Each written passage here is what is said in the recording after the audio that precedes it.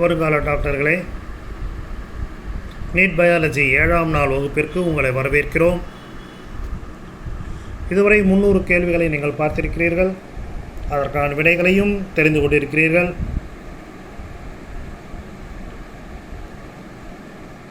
திருப்பி திருப்பி சொல்வது சில சமயம் தவறாகாது. அது நமக்கு நன்மை பயக்குமே எனில். ஆகவே நாங்கள் மீண்டும் மீண்டும் சொல்வதைப் போல நீங்கள் தெரிந்து கொண்ட இந்த 300 கேள்விகளுக்கான பதில்களும்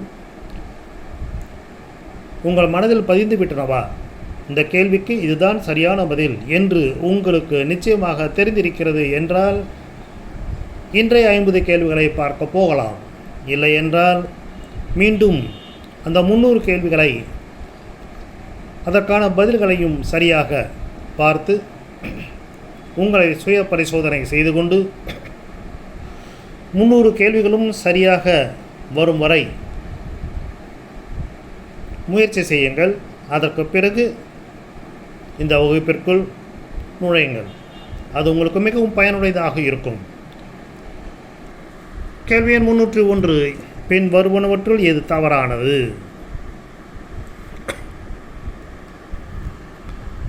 கேள்வி எண் 302. புதிய செல்கள் எதிலிருந்து தோன்றுகின்றன? கேள்வி எண் 303. எந்த நுண்ணுறுப்பை சுற்றி சவ்வு அல்லது உறை காணப்படுவது இல்லை? கேள்வி எண் 304. விலங்கு செல்களில் டிஎன்ஏ எங்கு காணப்படுகிறது? விலங்கு செல்களில் டிஎன்ஏ எங்கு காணப்படுகிறது? கேள்வி எண் 305. குரோமோசோமின் ஒரு முனையில் சென்ட்ரோமியர் இருந்தால் அதற்கு என்ன பெயர்? கேள்வி எண் 306.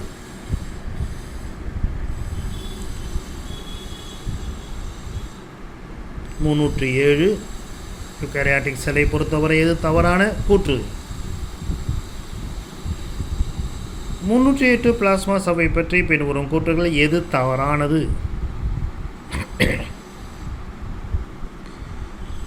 நீங்கள் இப்போது பார்க்கும் மகாலட்சுமி அவர்கள்தான் இதை தயாரித்து உங்கள் முன் வைத்திருக்கிறார்கள். அவர்களை பற்றி ஒரு சிறு குறிப்பு. 30 வருட ஆசிரிய அனுபவம். அந்த 30 வருடத்திலும் தன்னுடைய மாணவ மாணவிகளை முழுவதுமாக 100க்கு 100% தேர்ச்சி பெற செய்தவர்கள் என்ற பெருமைக்குரியவர். அதனால் பாராட்டுக்கள் பல பெற்றவர்கள். மிக உயரிய விருதான டாக்டர் ராதாகிருஷ்ணா அவார்டு விருதை பெற்றவர்கள். பொருளாதாரத்தில் பின்தங்கிய மாணவர்களுக்காக மாணவ மாணவிகளுக்காக பயிற்சி வகுப்பிற்கு சென்று பணம் கொடுக்க முடியாதவர்களுக்காக இயலாதவர்களுக்காக அவர்கள் அறிவு பசியை போக்குவதற்காக அவருடைய ஆசை கனவுகளை நனவாக்குவதற்காக இதை ஒவ்வொரு வரியாக படித்து உங்கள் புத்தகத்தில் இருந்து எப்படியெல்லாம் கேள்வி கேட்பார்கள், எப்படி கேள்வி கேட்டாலும் நம்முடைய மாணவ மாணவிகள் சரியான விடையை தர வேண்டும் என்பதை மனதில் கொண்டு இதை தயாரித்து உங்கள் முன் வைத்திருக்கிறார்கள். பயன்படுத்தி கொண்டு டாக்டராவது உங்களுடைய லட்சியம். அது எங்களுக்கு மகிழ்ச்சியை தரும். கேள்வி எண் 309. பிளாஸ்மா சவ்வின் திரவ மொசைக் மாதிரியை நிறுவியவர் யார்? கேள்வி எண் 310. எந்த பண்பில் புரோகாரியாட்டுகள் தாவர செல்லை ஒத்துள்ளன? கேள்வி எண் 311. 2 அடுத்தடுத்த செல்களின் செல் சுவர்களுக்கு இடையே இருப்பது என்ன? கேள்வி எண் 312. பொறுத்துக. சரியான விடையை பொறுத்துக. கேள்வி எண் 313. புரோகாரியோட்டு செல்களில் செல்லை சுற்றி காணப்படும் அமைப்புகள் செல் சுவரா, செல் சவ்வா, கிளைகோகாலிசெக்ஸ் இவை அனைத்துமேவா? கேள்வி எண் 314. புரோகாரியோட்டு செல்களின் சைட்டோபிளாசத்தில் காணப்படும் துகள்கள் என்ன? கேள்வி எண் 315. யூகாரியாட்டிக் செல் சவ்வில் காணப்படுபவை? கேள்வி எண் 316. எந்த செல் நுண்ணுறுப்பு ஒரு உரையால் சூழப்பட்டுள்ளது? கேள்வி எண் 317. விலங்கு செல்களில் உரையால் சூழப்படாத செல் நுண் உறுப்பு எது? கேள்வி எண் 318. எது தவறான கூற்று? எது தவறான கூற்று?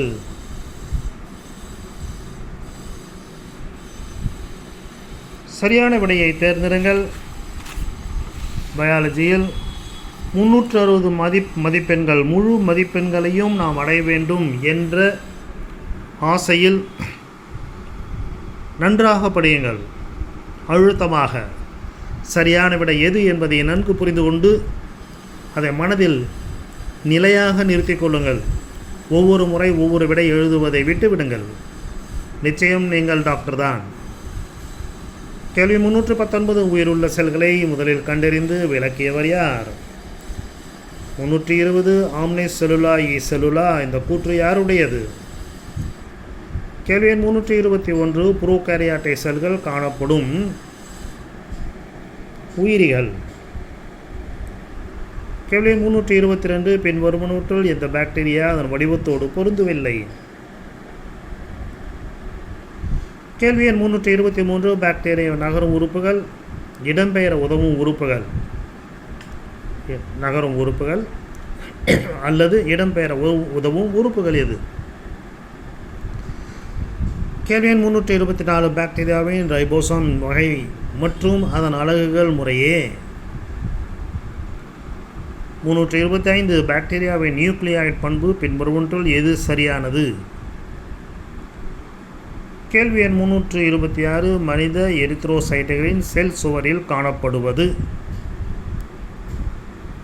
கேள்வி எண் 327. யூகாரியாட் செல்களின் செல் சுவர் பண்புகளில் எது தவறு?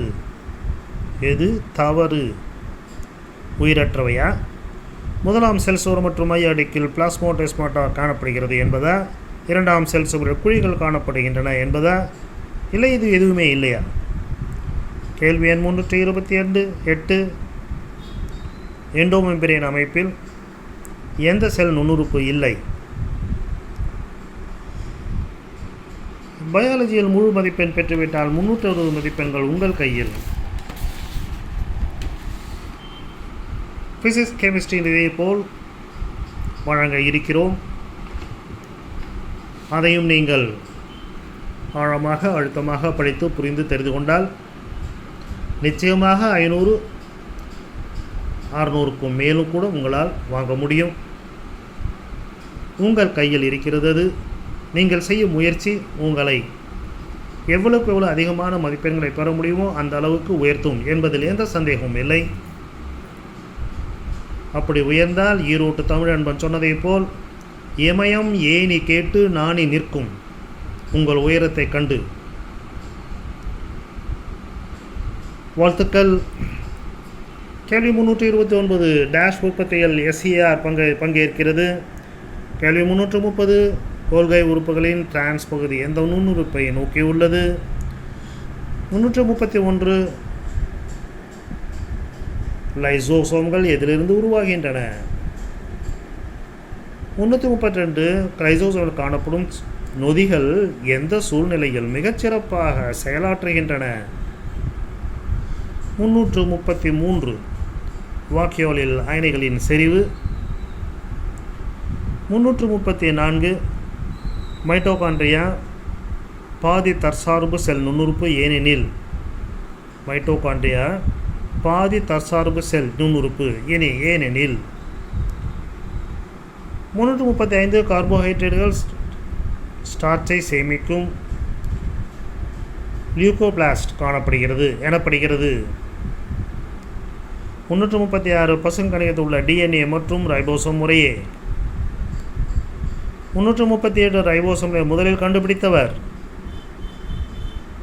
கேள்வி எண் 338. யூகாரியாட்டுகளின் ரைபோசோம் வகை, அலகுகள் முறையே? இதுவரை 338 கேள்விகளை பார்த்திருக்கிறீர்கள். முதல் நாள் வகுப்பிற்குள் நுழைவதற்கு முன்னால் உங்கள் முன்னால் குழப்பமாக இருந்திருக்கும். நீட் என்றாலே ஒரு அச்சம் இருந்திருக்கும். அந்த அச்சம் இப்பொழுது விலகி இருக்கும். இது முற்றிலுமாக மறைந்துவிடும். பயாலஜி மற்றும் ஃபிசிக்ஸ், கெமிஸ்ட்ரி வகுப்புகளை நீங்கள் கவனிக்கும் பொழுது அச்சம் என்பது மடைமேடா, அஞ்சாமை என்பது திராவிடர் உடைமையடா என்று சொன்னார்களே, அதை போல எதை கண்டும் நீங்கள் அச்சப்பட தேவையில்லை. நிச்சயமாக டாக்டர் ஆவீர்கள். முயற்சி செய்தால் முயற்சி உங்கள் கையில் இருக்கிறது. அதற்கு உதவுவதற்கு இந்த வீடியோக்கள் பயன்படும் என்று நம்புகிறோம். கேள்வி 339 விலங்கு செல்களில் ஸ்பெண்டில் நார்களை உருவாக்கும் செல் நுண் உறுப்பு. கேள்வி 340 நியூக்ளியஸ் காணப்படாத செல்கள். கேள்வி 341 இடைநிலை நியூக்ளியஸில் காணப்படும் அமைப்புகள். கேள்வி 342 ரைபோசோம்களை உருவாக்குவது. கேள்வி 343 குரோமோசோம்கள் எவற்றின் மூலம் ஸ்பிண்டில் நார்களுடன் இணைகின்றன? சென்ட்ரோமியரா, குரோமேட்டின், கைனோடோகோர் அல்லது டெலோமியர்? மீசோம்களின் பணியாது. மீசோசோம்களின் பணியாது. 345 ஒளிச்சேர்க்கை நிறமிகள் எந்த பகுதியில் காணப்படுகின்றன? 346 சென்ட்ரியோல் பகுதியில் நார்களில் காணப்படும் புரதம். 347 எந்த குரோமோசோமில் சென்ட்ரோமியர் இருப்பிடத்தால் ஒரு சிறிய பகுதியும் ஒரு நீண்ட பகுதியும் காணப்படுகின்றன? இறுதியாக 3 கேள்விகள். அதற்கு முன் இந்த வீடியோ உங்களுக்கு பிடித்திருக்கும் என்று நம்புகிறோம். வேறு ஏதேனும் உங்களுடைய ஆலோசனை இருந்தால் அதை நீங்கள் தெரிவிக்கலாம். 348 உயிருள்ளவைகளில் மிகச்சிறிய உயிரினம், அதன் அளவு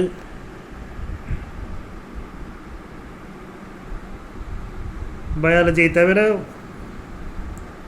வெகு விரைவில் ஃபிசிக்ஸ் கெமிஸ்ட்ரியும் நீங்கள் இதே சேனலில் பார்க்கலாம். 349 கடைசி கேள்வி. இன்றைய கடைசி கேள்வி. தாவர செல்களில் ரைபோசோம்கள் எங்கு காணப்படுகின்றன? சைட்டோபிளாசமா, ஈஆரா, மைட்டோகாண்ட்ரியமா, பசுங்கணிகமா?